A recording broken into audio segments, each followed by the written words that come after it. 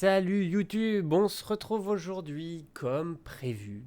Enfin, je peux faire cette vidéo. Vous allez avoir le comparatif de ma RX 590 et de ma RTX 3070. Donc voilà, deux petits benches. On commence avec bien évidemment The Division, qui est un jeu que j'affectionne beaucoup. Donc on est sur The Division 2 avec le bench en donc 1440p Ultra.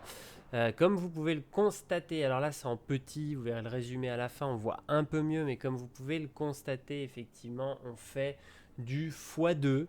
On passe de la RX 590 à la RTX 3070, on gagne le double de FPS, donc ça c'est plutôt cool.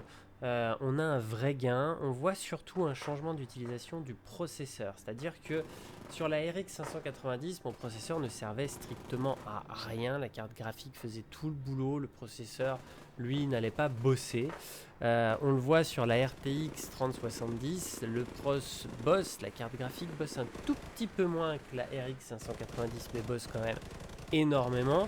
Hein, on le voit très vite quand même, voilà, aux alentours de 95%, de l'autre côté elle est plutôt à 98%. On a vraiment voilà, ce côté où le Proco agit quand même plus avec la 3070 qu'avec la 590. On va voir tout de suite le résumé final de ce bench et on voit voilà 37 d'un côté, 82 de l'autre, clairement pas photo, j'ai un gain. On arrive sur Star Citizen. Alors pareil, tout à fond, les deux mêmes configs. On est en toujours 1440p, very height, RX 590 et RTX 3070. Et là, alors vous voyez pas forcément parce que c'est tout petit au-dessus. Alors je suis désolé, faudra arriver à zoomer, c'est un peu galère. J'ai pas pu faire à l'identique la vidéo, bien évidemment.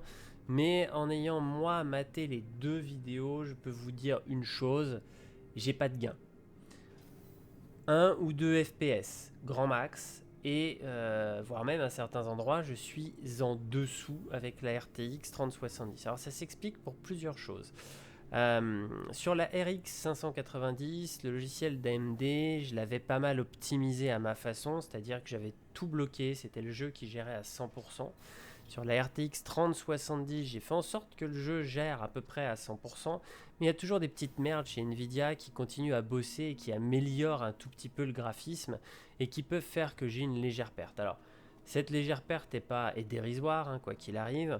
Ce qui est intéressant sur cette vidéo, et vous voyez, on est à peu près au même endroit, les deux endroits sont au rouge en termes de FPS, et ça c'est intéressant à voir parce que ce qui manque c'est de l'optimisation. On se doute bien que sur une RX 590, on ne devrait pas du tout avoir le même nombre de FPS que sur une RTX 3070. Mais aujourd'hui, le jeu n'étant pas optimisé du tout, même si certaines personnes disent qu'il y a quand même une optique, c'est de mieux en mieux, bah, la preuve en est, le jeu n'est pas du tout optimisé, mais vraiment pas. J'ai zéro gain, je suis aux alentours de 30 FPS. Alors, si je vous fais une vraie moyenne, logiciel AMD sur l'année complète sur laquelle j'ai joué à Star Citizen, j'ai une moyenne à 27 FPS sur un an de jeu.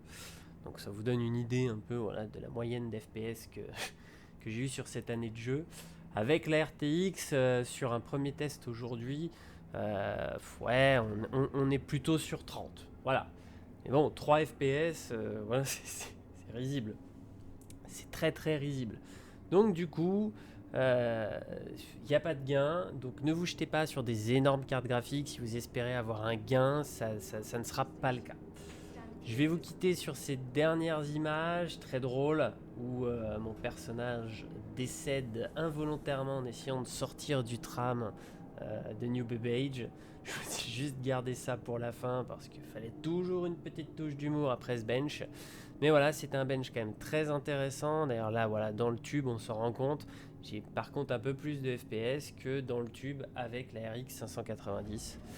Et voilà, mais sinon, aucun gain, aucun intérêt de vous casser la tirelire pour Star Citizen. Par contre, pour les autres jeux, c'est une dinguerie. Je vous dis à bientôt sur YouTube pour de prochaines vidéos. Salut tout le monde!